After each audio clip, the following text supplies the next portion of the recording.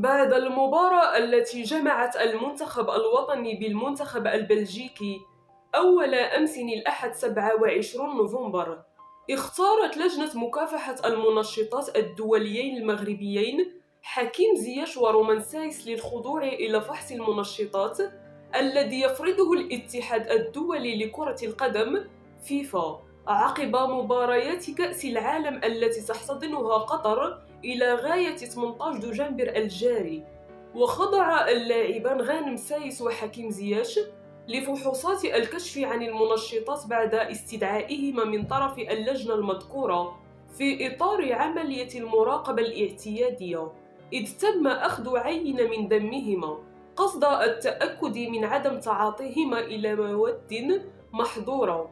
وكان كل من إلياس الشاعر ورضا التقنوتي قد خضع لنفس التحاليل بعد المواجهة التي جمعت المنتخب الوطني المغربي بمنتخب كرواتيا الأسبوع الماضي برسم الجولة الأولى من دور المجموعات.